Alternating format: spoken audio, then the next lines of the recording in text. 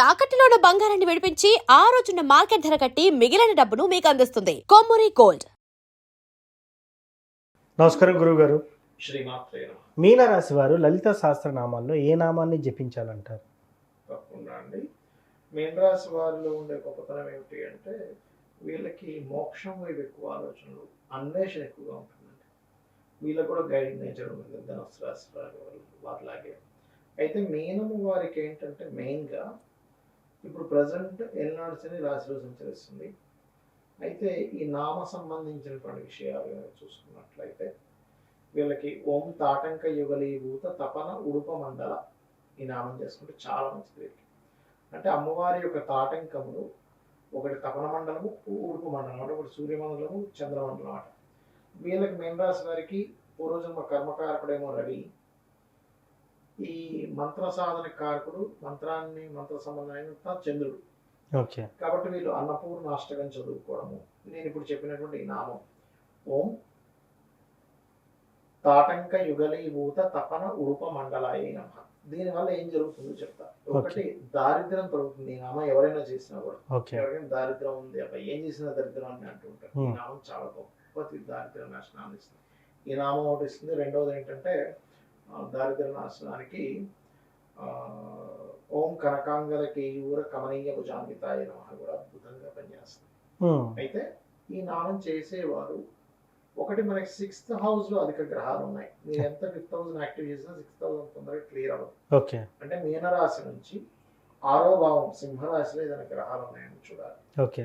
ఆ గ్రహాలకు సంబంధించిన దానం ఇస్తూ ఉండాలి. ఓకే. ఇస్తే గనక ఖచ్చితంగా వీరికి ఈ కర్మ అనేటువంటి తగ్గుతుంది, గుర్తుపెట్టుకోండి. అదే కాకుండా ఇప్పుడు కొంచెం ఏనాడు శని కూడా నడుస్తుంది కదా మీనం వారికి. అవును. కాబట్టి వీళ్ళు ఏంటి ఏనాడు శని సంబంధించినటువంటి విషయంలో కాస్త వీరు తైలం అంటే శనివారం తైలం రాసుకోవడం, నలుగు పెట్టుకొని స్నానం చేయడం చేయాలి. బద్దకించకూడదు, పోస్ట్ పోన్ చేయకూడదు. ఏ పనులు కూడా ఏనాడు శని నడుస్తుంది కాబట్టి మీనం వారు. ఓకే. అదేవిధంగా నూనె వీలైతే దానంగా ఇవ్వడం, గోవుడికి శనివారాలు బెల్లము తినిపించడం ఎక్కువగా చేస్తూ ఉంటారు. ఇవి చేస్తూ వీళ్ళు 6వ భావంలో కేతు ఉన్నాడు కాబట్టి ప్రస్తుతం గోవులకు గ్రాసం తినిపించడం కూడా మంచిది. ఈ 2026 నవంబర్ 25 వరకు ఎవరికి అప్పులు ఇవ్వకూడదు. ఓకే. అందులో ముఖ్యంగా తండ్రి తరపు వారికి, మేనమామ రాశి వారికి, తండ్రి యొక్క స్నేహితుడికి ఇవ్వకూడదు.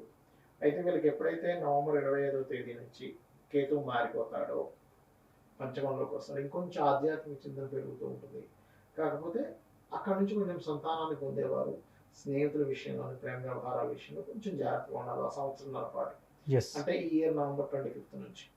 కాకపోతే ఇప్పుడు ప్రస్తుతం ఏనాడు శని నడుస్తుంది కాబట్టి కొంచెం అంటే లేట్ అవుతూ ఉంటాయి పనులు.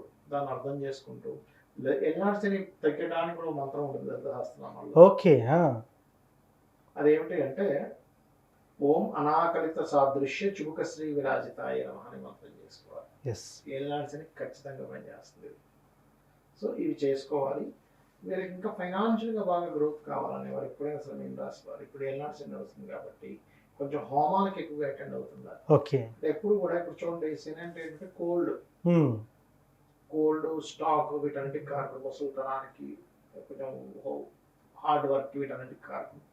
ఇప్పుడు బాగా చల్లుంది, మీరేం చేస్తారు? ఫైర్ పెట్టుకుంటారు, అవునా కదా?